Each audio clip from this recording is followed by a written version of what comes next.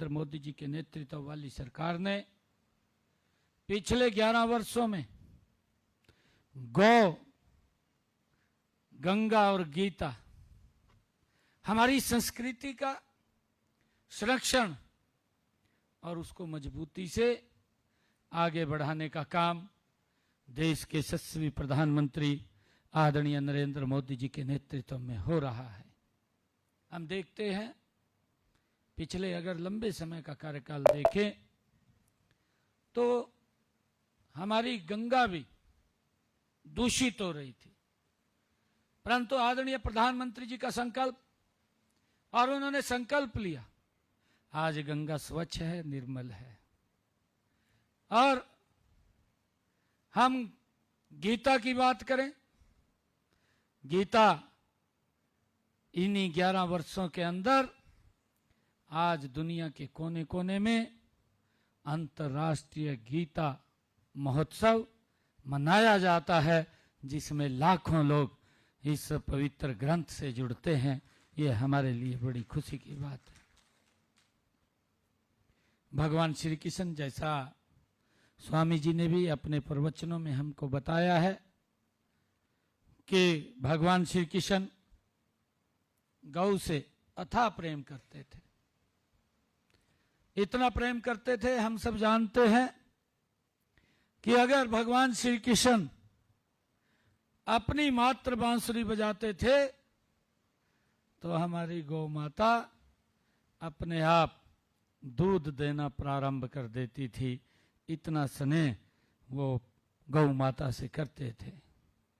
और पिछले दिनों आप लोगों ने देखा भी है, क्योंकि गौ माता भारी संख्या में बेसहारा सड़कों के ऊपर नजर आती थी। 2014 से पहले की बात करें और जब से आदरणीय मोदी जी के नेतृत्व में हमारी डबल इंजन की सरकार बनी, हमने आते ही सबसे पहले हरियाणा विधानसभा में गौ संरक्षण बिल उसको पास किया।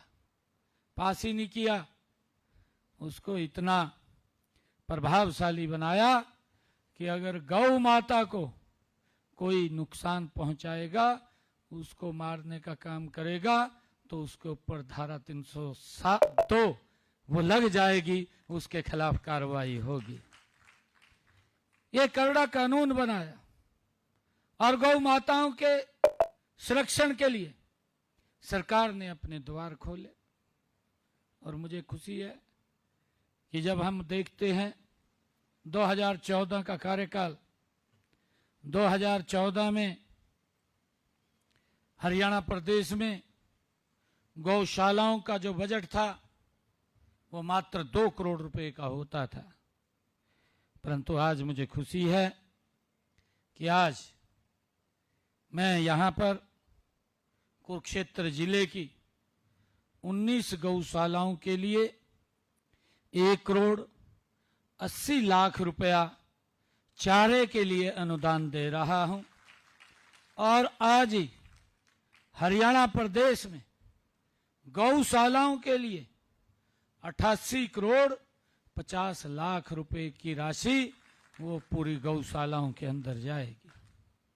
मुझे खुशी है आप सबको बताते हुए कि हमने जो हमारी पंजीकृत गौशालाएं हैं उनको पिछले 10 वर्षों में, जब से आदरणीय मोदी जी के नेतृत्व में यह डबल इंजन सरकार बनी है, हमने चारे के लिए गौ माताओं को, ओनली चारे के लिए, अन्य इंफ्रास्ट्रक्चर के लिए अलग पैसा है, सिर्फ चारे के लिए 270 करोड़ रुपया ये गौ माताओं के लिए हमने दिया है। और अगर आज की राशि हम इसमें सम्मिलित कर लें तो आज की राशि सम्मिलित होकर के ये 358 करोड़ 50 लाख रुपए की राशि हमने जारी की है गौ माता के चारे के लिए और उनकी सुरक्षा और संरक्षण के लिए। हमारी सरकार का संकल्प है और उस संकल्प के ऊपर हम गति से आगे बढ़ रहे हैं। और मुझे ये भी खुशी है कि हमारे देश में हम सब जानते हैं आदिकाल से ही गाय हमारे लिए पूजनीय रही है। पौराणिक कथाओं के अनुसार गाय में सभी देवी देवता निवास करते हैं। गाय को आध्यात्मिक और दिव्य गुणों की स्वाभिमानी भी कहा जाता है। देवी देवताओं और असुरों के बीच सुंदर मंथन से निकले 14 रत्नों में से एक कामधेनु गाय थी, ये हम सब जानते हैं। गौ सेवा, गौ पालन और गौ रक्षा किसी न किसी रूप में हमारे धर्म ग्रंथों में उल्लेख मिलता है। वेदों में गाय की महिमा का व्यापक रूप से वर्णन मिलता है।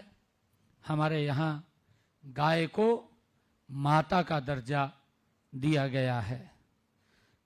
मित्रों, गाय के इसी महत्व को देखते हुए धार्मिक एवं सामाजिक संगठनों द्वारा गौशालाओं की स्थापना पर बल दिया गया है। हमने गौशालाओं के विकास और गौवंश संरक्षण, प्राकृतिक कृषि को प्रोत्साहित करने की दिशा में महत्वपूर्ण कदम हम उठा रहे हैं। अगर हम देखें, जैसा मैंने कहा भी है कि 2014 तक हरियाणा में 215 पंजीकृत गौशालाएं थी, जिनमें केवल 1,75,000 गौवंश था। लेकिन इस समय राज्य में अगर हम ध्यान देखें, इन पिछले 10 वर्षों के अंदर हमारी सरकार ने किस गति से काम किया है। आज हरियाणा प्रदेश के अंदर 686 गौशालाएं पंजीकृत हैं, जिनमें 4 लाख से ज्यादा बेसहारा गौवंश का वहां पर पालन पोषण किया जा रहा है। ये हमारी सरकार का कमिटमेंट है, हम सब जानते हैं। और मैं बताना चाहूंगा कि गौशालाओं में हमने 330 गौशालाओं में सोलर ऊर्जा प्लांट भी हमने लगाए हैं।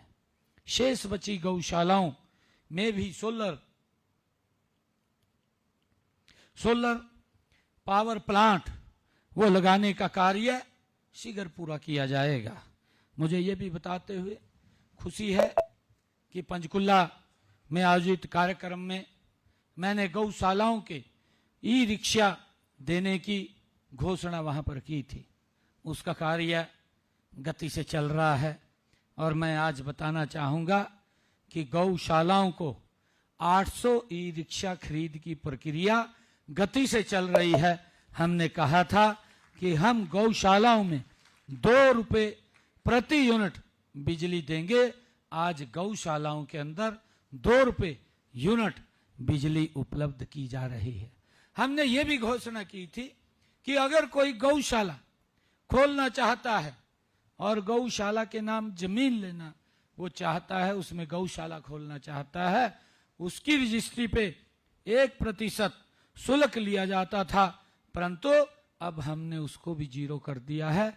अब कोई भी उसके ऊपर शुल्क नहीं लगता, कोई स्टाम्प ड्यूटी उसके ऊपर नहीं लगती है। भाइयों, गौशालाओं में गौवंश के स्वास्थ्य की जांच के लिए हमने पिछले दिनों ये निर्णय किया कि हमारे पशु चिकित्सकों की सुव्यवस्थित न होने के कारण गौ माताओं को बहुत ही दिक्कतों का सामना करना पड़ता था। हमने इस समस्या का निदान किया है।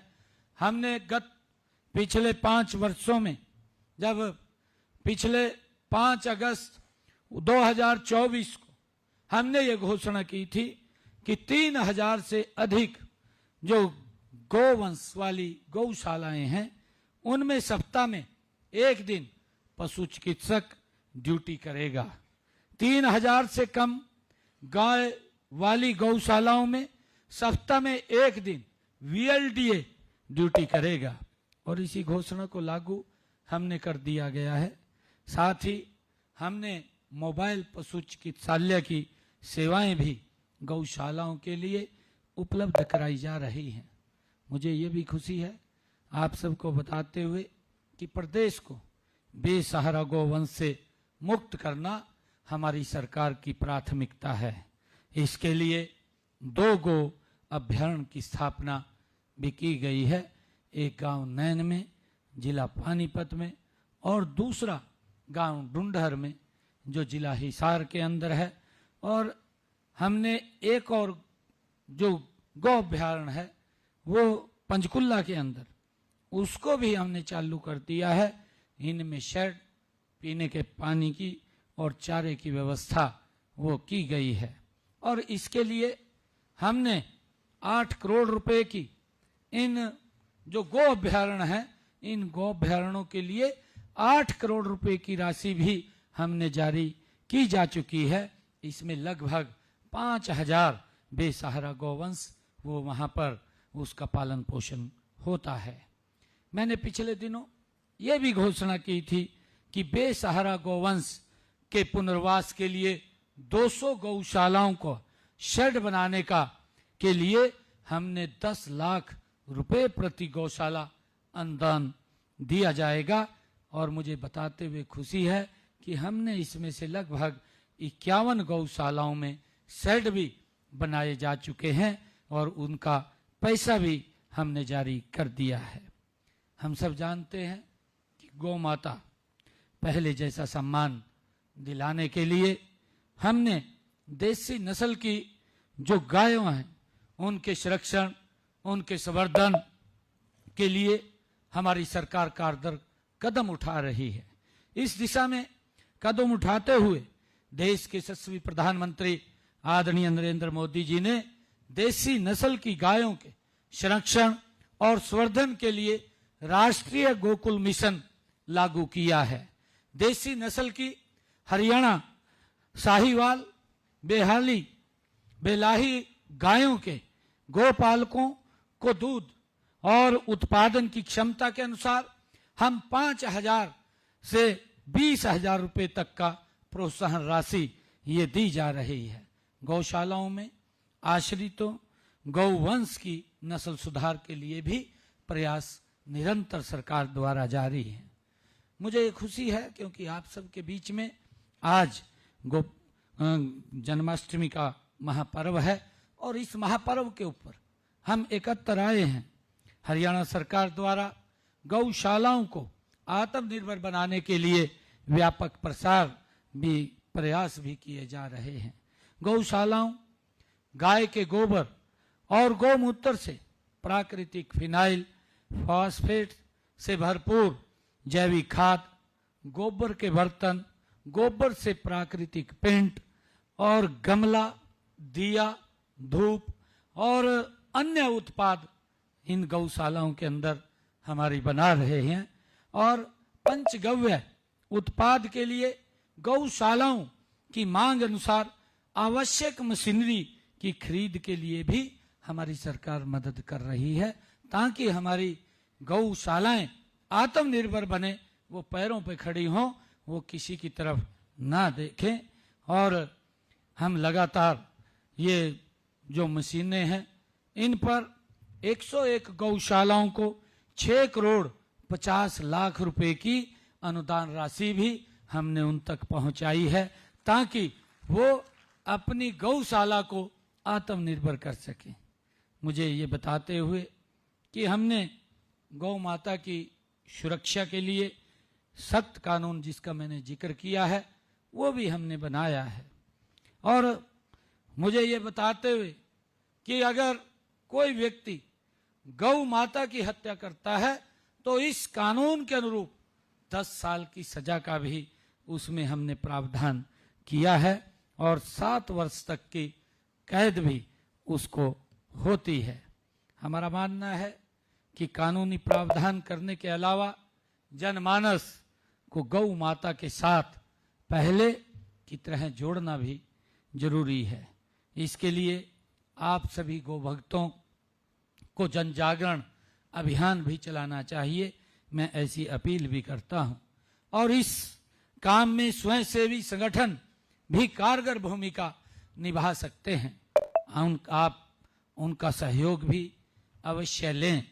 मेरा आप सब गो प्रेमियों और प्रदेश के गोपालकों से अनुरोध है कि केंद्र और राज्य सरकार द्वारा चलाई जा रही सभी योजनाओं का हम पूरा लाभ लें और उनका लाभ उठाएं। मैं आप सबको आज जन्माष्टमी के इस पर्व के ऊपर बहुत बहुत बधाई भी देता हूं, शुभकामनाएं भी देता हूं। जैसा मैंने कहा है कि गंगा गाय गीता, आज इसका संरक्षण, ये हमारी संस्कृति, हमारे संस्कारों के साथ ये जुड़े हुए सभी के सभी पर्व हैं। हम गोपाष्टमी का, गौ माता का अलग से पर्व भी मनाते हैं और गंगा की हम उसको पूजा करते हैं। और ये तीनों के तीन आज हमारी संस्कृति फल फूल रही है। ये आदरणीय नरेंद्र मोदी जी के नेतृत्व में है। मैं विशेष तौर से परम श्रद्धेय स्वामी ज्ञानानंद जी महाराज जी को मैं विशेष तौर से बधाई देना चाहूँगा, जो गीता को एक सरल भाषा के अंदर पूरी दुनिया के अंदर फैलाने का काम कर रहे हैं। और हम ये भी देखते हैं कि हमारा जो ये भगवान श्री कृष्ण गीता का, ये इस भूमि के ऊपर जहाँ गीता का जन्म हुआ है, इस भूमि के ऊपर जो 48 कोस की परिक्रमा है और जो महाभारत कालीन हमारे तीर्थ स्थल थे, उन सब का भी जीर्णोद्धार आज इस 10 वर्षों के अंदर गति से हो रहा है। मैं आज सभी गौपालकों को, सभी गौशालाओं से आए हुए प्रतिनिधियों को मैं आज बहुत बहुत बधाई और शुभकामनाएं देता हूं। और जन्माष्टमी पर्व की मैं आप सबको पुनः बहुत बहुत बधाई और शुभकामनाएं देता हूं। इन्हीं शब्दों के साथ आप सबका मैं दिल से धन्यवाद करता हूं। जय हिंद, जय भारत, जय गौ माता। बहुत बहुत धन्यवाद माननीय